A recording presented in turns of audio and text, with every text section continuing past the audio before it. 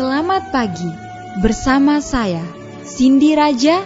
Mari awali aktivitas dan pelayanan Anda melalui renungan pagi bersama Allah di waktu fajar.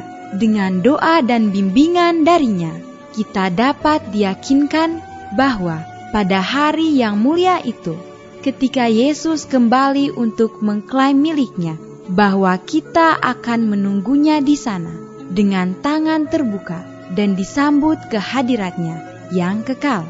Ditulis oleh Ellen G. White bersama Pendeta Denny Kanajo. Selamat mendengarkan. Shalom, selamat pagi para pendengar yang diberkati oleh Tuhan. Dimanapun Anda berada saat ini, kita akan sama-sama mendengarkan firman Tuhan melalui audio renungan pagi pada tanggal 12 Maret 2022 dengan judul Kristus datang untuk mencari yang hilang. Sebelum kita melanjutkan bacaan renungan kita pada pagi hari ini, kembali saya mengajak semua para pendengar yang setia untuk berdoa bersama-sama. Terima kasih Tuhan Yesus. Begitu besar kasih dan rahmat-Mu bagi kehidupan kami, lebih khusus panjang malam di dalam tidur kami.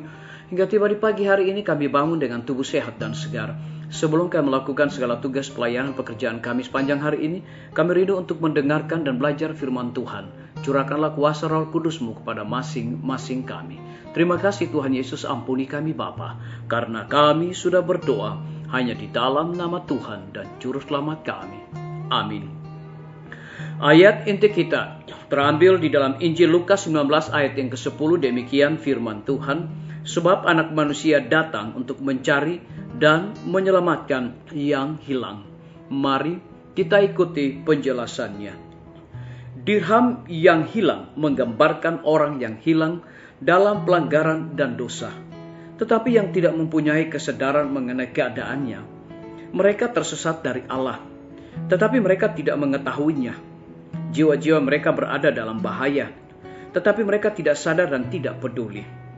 Dalam perumpamaan ini, Kristus mengajarkan bahwa bahkan orang yang tidak memedulikan tuntutan Allah adalah sasaran dari cinta pengasihannya. Mereka harus dicari agar mereka dapat dibawa kembali kepada Allah. Dirham itu, walau terletak di tengah debu dan sampah, adalah tetap sekeping uang perak. Pemiliknya tetap mencari sebab nilainya. Demikianlah setiap jiwa, betapapun direndahkan oleh dosa, dalam pemandangan Allah terhitung berharga.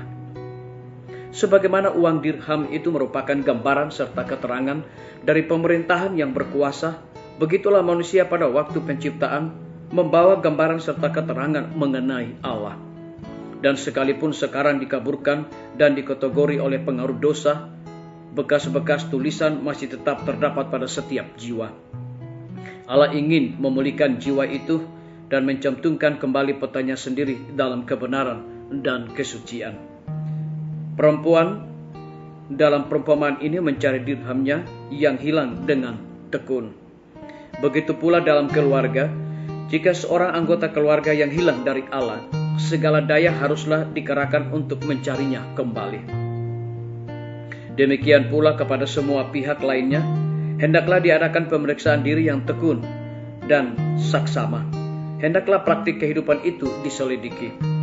Perhatikanlah jika tidak ada beberapa kesalahan, beberapa kekeliruan dalam pelaksanaannya, yang olehnya jiwa itu dikeraskan dalam ketiadaan penyesalan akan dosanya. Disalin dari buku seri Membina Keluarga jilid 5 halaman 145. Walaupun ada cacat pada umat Allah, Kristus tidak meninggalkan objek pengawasannya. Allah akan berlaku adil terhadap umat pilihannya sendiri. Dikutip dari buku seri Membina Keluarga, jilid 5 halaman 127 dan 128. Biarlah bacaan renungan kita pada saat ini akan menjadi berkat bagi kita semua. Mari kita tunduk kepala dan kita berdoa. Bapa di sorga, terima kasih oleh karena firman-Mu di pagi hari ini memberikan satu kekuatan, semangat, dan iman kepada kami untuk kami melakukan segala tugas pelayanan pekerjaan kami sepanjang hari ini. Lebih daripada itu, memberikan penekanan khusus kepada kami Dirham yang hilang menggambarkan orang yang hilang dalam pelanggaran dan dosa, tetapi yang tidak mempunyai kesadaran mengenai keadaannya. Mereka tersesat dari Allah, tetapi mereka tidak mengetahuinya. Terpujilah nama Tuhan. Pada pagi hari ini hamba berdoa untuk pemerintah kami. Tuhan memberkati Bapak Presiden bersama dengan Wakil Presiden, para menteri dan seluruh stafnya, Bapak Gubernur bersama dengan wakil, Bapak Wali Kota bersama dengan wakil, camat dan seluruh stafnya, kepala desa, lurah, RT, RW, dimanapun mereka berada saat ini. Tuhan lindungi pelihara mereka, curahkan hikmat dan pengetahuan sorga, agar mereka dapat menjalankan roda pemerintahan di tengah-tengah pandemi, dan juga di saat mereka mengambil setiap kebijakan, biar itu mendatangkan berkat bagi rakyat dan bangsa kami. Kami juga berdoa untuk para tim medis.